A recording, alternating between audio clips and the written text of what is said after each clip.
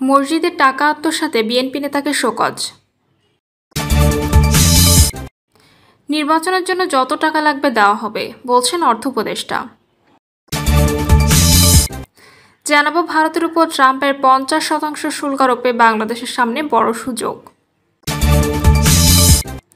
এবং সর্বশেষ জানাবো শেখ সেলিমের 58 ব্যাংক হিসাব অবরুদ্ধ।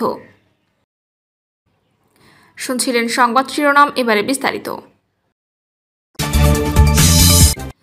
মসজিদের টাকা আত্মসাৎ, বিএনপি নেতাকে শোকজ। নেত্রকোনার বারহাট্টায় মসজিদের টাকা আত্মসাৎ ও সড়কের খোয়া লুটসহ বেশ কিছু অভিযোগে নুরুল ইসলাম টিপন মিয়া নামে ইউনিয়ন বিএনপির এক নেতাকে শোকজ করা হয়েছে। টিপন মিয়া উপজেলার সিংধা ইউনিয়ন বিএনপির সহ মুক্তিযুদ্ধ বিষয়ক সম্পাদক। তিনি একই ইউনিয়নের মল্লিকপুর গ্রামের মাছপাড়া এলাকার মৃত হাজী আব্দুল করিমের ছেলে। এলাকাবাসী ও দলীয় সূত্রে জানা গেছে, গত বছরের 5ই আগস্টের পর টিপন মিয়া দলীয় প্রভাব খাটিয়ে গ্রামের মাছপাড়া জামে মসজিদের সভাপতি হন। তারপর মসজিদের দান অনুদানের টাকা পয়সা আত্মসাৎ করেন। সম্প্রতি গ্রামের নির্মাণাধীন পাকা সড়ক থেকে কয়েক গাড়ি ইটের খোয়া লুট করে টিপন মিয়া লিজকৃত নদী থেকে আয়ের টাকা গ্রামের লোকজনকে না দিয়ে নিজে আত্মসাৎ করেন।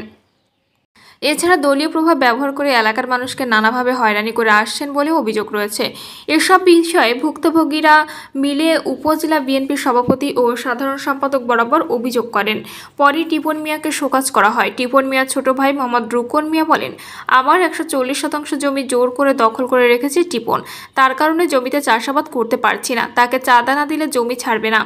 তার কারণে এলাকার মানুষ অশান্তিতে রয়েছে। এদিকে মসজিদের টাকা আত্মসাৎ, সড়কের ইটের খোয়া লুট, চাঁদাবাসী সহ এমন কোনো কাজ নেই তিনি করছেন না।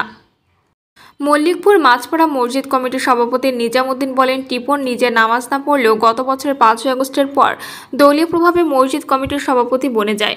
মসজিদে একটি বড় পুকুর রয়েছে, এটি 3 লাখ টাকায় লিজ দেওয়া হতো। টিপন সভাপতি হয়ে নিজের পুকুরটি লিজ নেয়, তবে টাকা পয়সা কোনো কিছু দেয়নি। এছাড়া দান অনুদানের টাকার কোনো হিসেব নেই। সিংধা ইউনিয়ন যুবদলের আহ্বায়ক আজহারুল ইসলাম ইনচান বলেন, দলের নাম ভাঙিয়ে এমন কোনো অপকর্ম নাই যা টিপন করেনি। চাঁদাবাজি, জোর করে জমি দখল, মসজিদের টাকা আত্মসাৎ, সড়কের ইটের খোয়া লুট, নদীর টাকা আত্মসাৎ সহ সকল অপকর্ম তিনি করেছেন। এতে দলের বদনাম হচ্ছে, সাধারণ মানুষের মধ্যে দলের সুনাম ক্ষুণ্ণ হচ্ছে। এ বিষয়ে দলের ঊর্ধ্বতন নেতারা ব্যবস্থা নেবেন এই আশা রাখছি। এ বিষয়ে জানতে অভিযুক্ত টিপন মিয়ার মোবাইল ফোনে একাধিকবার কল করা হলেও তিনি রিসিভ করেননি। উপজেলা বিএনপির সাধারণ সম্পাদক আশিক আহমেদ কমল বলেন, টিপন মিয়ার বিরুদ্ধে মসজিদ ও নদী থেকে ইজারার টাকা আত্মসাৎ, সড়কের ইটের খোয়া লুট, জোর করে জমি দখল ও মানুষকে হয়রানির অভিযোগ পেয়েছি, তাই তাকে শোকজ করা হয়েছে। শোকজের জবাব পাওয়ার পর এ বিষয়ে যথাযথ ব্যবস্থা নেওয়া হবে। তিনি আরও বলেন, অপকর্ম করে কেউ পার পাবে না। দলের সুনাম নষ্ট হয় এমন কাজ করলে অবশ্যই তার বিরুদ্ধে সাংগঠনিক ব্যবস্থা নেওয়া হবে। নির্বাচনের জন্য যত টাকা লাগবে দেওয়া হবে, বলছেন অর্থ উপদেষ্টা। অর্থ উপদেষ্টা সালাউদ্দিন আহমেদ বলেন, নির্বাচনের জন্য যত টাকা লাগবে তা দেওয়া হবে, এ নিয়ে কোনো সমস্যা নেই। নির্বাচনের বাজেট নিয়ে এক প্রশ্নের জবাবে বুধবার অর্থ উপদেষ্টা সাংবাদিকদের একথা বলেন। যুক্তরাষ্ট্রের সঙ্গে শুল্ক নিয়ে দীর্ঘ আলোচনার পর তা 35% থেকে কমিয়ে 20% আনা গেছে, তবে এটা আরেকটু কমলে ভালো হতো বলে মন্তব্য করেছেন অর্থ উপদেষ্টা সালাউদ্দিন আহমেদ। তিনি বলেন, ওরা যেটা করেছে মোটামুটি, স্বস্তির জায়গা বলবো না। এমনিতেই বিশ্ব অনেক চ্যালেঞ্জে, তবে অন্য দেশের সঙ্গে তুলনা করলে বাংলাদেশে খুব খারাপ অবস্থানে নেই। অর্থ উপদেষ্টা বলেন, যেটা হয়েছে আমাদের পোশাক ও নিট পোশাক খাত তাড়াতাড়ি সমন্বয় করে ফেলতে পারবে। বস্ত্র খাতের বোনায় একটু সমস্যার মধ্যে পড়তে পারে। যুক্তরাষ্ট্রের সঙ্গে আবার দর কষাকষিতে যাওয়া কবে হবে কিনা জানতে চাইলে অর্থ উপদেষ্টা বলেন, হ্যাঁ, ইউএস চেম্বারের ভাইস প্রেসিডেন্টের সঙ্গে কথা বলেছি। বাংলাদেশের বিষয়ে তাদের মনোভাব খুবই ভালো। শেভরন ও মেটলাইফের অর্থ দিয়ে দেওয়ার কারণে বলেছে, তোমরা তো টাকা আটকে রাখো না। চুক্তি এখনও সই হয়নি জানিয়ে অর্থ উপদেষ্টা বলেন, একটা আনুষ্ঠানিক চুক্তি সই হবে। কোন কোন জায়গায় আমাদের শুল্ক কমাতে হবে, কি কি আমদানি করতে হবে তা দেখতে হবে। তিনি আরও বলেন, যখন উভয় পক্ষের নিবিড় দর কষাকষি হয় অনেক কথা বলা হয় না। এটা বহুপক্ষীয় দর কষাকষি না, এটা বিশ্ব বাণিজ্য সংস্থা নয়, জাতিসংঘ নয় যে সবাই জানবেন। তাছাড়া ভিয়েতনাম আমার প্রতিদ্বন্দ্বী, আমার চীন, উত্তর কোরিয়া, দক্ষিণ কোরিয়া, ভারত, পাকিস্তান সবাই আছে। কিছু জিনিস আছে বলা যায় না। ভারতের উপর ট্রাম্পের 50% শুল্ক আরোপ বাংলাদেশের সামনে বড় সুযোগ। রাশিয়া থেকে তেল কেনায় ভারতের উপর যুক্তরাষ্ট্রের অতিরিক্ত 25% শুল্ক আরোপের ফলে মোট শুল্ক হার বেড়ে 50% দাঁড়িয়েছে। ভারতের উপর এমন উচ্চ হারে শুল্ক আরোপ বাংলাদেশের জন্য বাড়তি সুবিধা এনে দিতে পারে, বিশেষ করে যুক্তরাষ্ট্রের পোশাক সহ বিভিন্ন ধরনের পণ্য রপ্তানি এবং দেশে বিদেশি বিনিয়োগ বাড়ার পরও বড় সম্ভাবনা তৈরি হয়েছে বাংলাদেশের জন্য। বাংলাদেশের রপ্তানি আয়ের প্রায় 80% আসে তৈরি পোশাক খাত থেকে এবং যুক্তরাষ্ট্র এই খাতের সবচেয়ে বড় একক বাজার। 2024-25 অর্থবছরে যুক্তরাষ্ট্রে বাংলাদেশের পোশাক রপ্তানি প্রায় 14% বৃদ্ধি পেয়েছে। চলতি বছরের প্রথম 5 মাসে বেড়েছে 21% বেশি। ভারতের উপর 50% শুল্কের ফলে যুক্তরাষ্ট্রের বাজারে ভারতীয় পোশাকের দাম বাড়বে, যা বাংলাদেশের জন্য সুবিধাজনক। বাংলাদেশের উপর আরোপিত 20% শুল্ক ভারতের তুলনায় কম হওয়ায় মার্কিন ক্রেতারা বাংলাদেশ থেকে আরও বেশি পোশাক আমদানির দিকে ঝুঁকতে পারে। বাংলাদেশের চামড়াজাত পণ্য, বিশেষ করে জুতা এবং ব্যাগ, আন্তর্জাতিক বাজারে ক্রমশ জনপ্রিয় হচ্ছে। ভারতের চামড়াজাত পণ্যের রপ্তানি মার্কিন বাজারে শুল্কের কারণে ক্ষতিগ্রস্ত হলে বাংলাদেশ এই শূন্যস্থান পূরণ করতে পারে। বাংলাদেশ এরই মধ্যে জার্মানি, জাপান এবং দক্ষিণ কোরিয়ার মতো দেশে চামড়াজাত পণ্য রপ্তানি করে। যুক্তরাষ্ট্রের বাজারে প্রবেশের জন্য সরকার এবং বেসরকারি খাতে সমন্বিত প্রচেষ্টা এই খাতে রপ্তানি বাড়াতে পারে।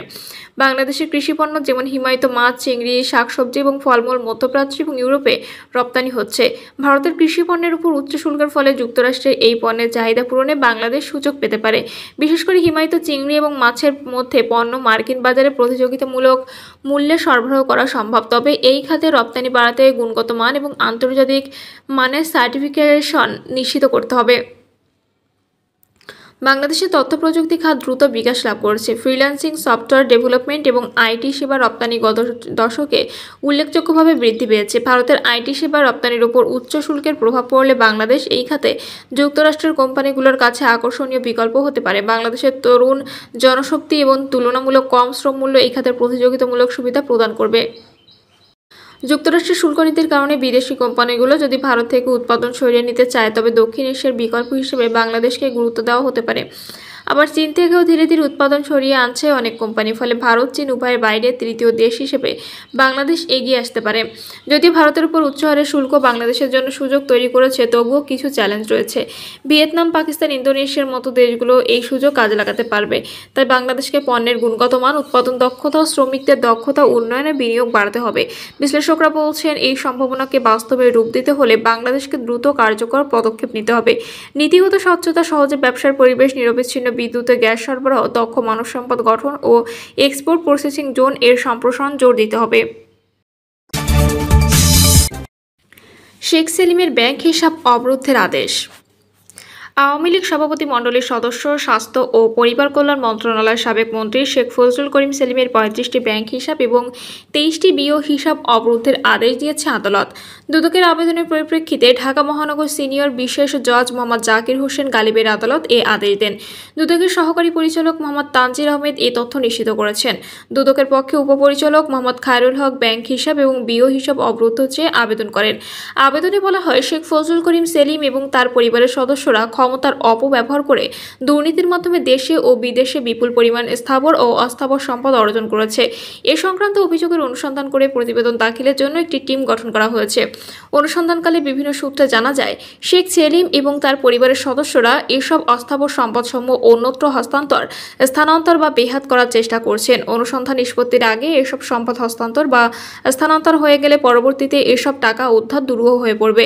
এজন্য শেখ ফজলুল করিম সেলিম এবং তার পরিবারের সদস্য এবং তার স্বার্থ সংশ্লিষ্ট সত্তা ও সত্তার সঙ্গে সংশ্লিষ্ট ব্যক্তির স্বার্থ সংশ্লিষ্টদের অস্থাবর সম্পদসমূহ অবরুদ্ধ করা একান্ত প্রয়োজন। প্রিয় দর্শক, এই ছিল এখনকার সর্বশেষ সংবাদ আপডেট। সব সংবাদ পেতে চ্যানেলটি সাবস্ক্রাইব করে বেল আইকনটি ক্লিক করে রাখুন।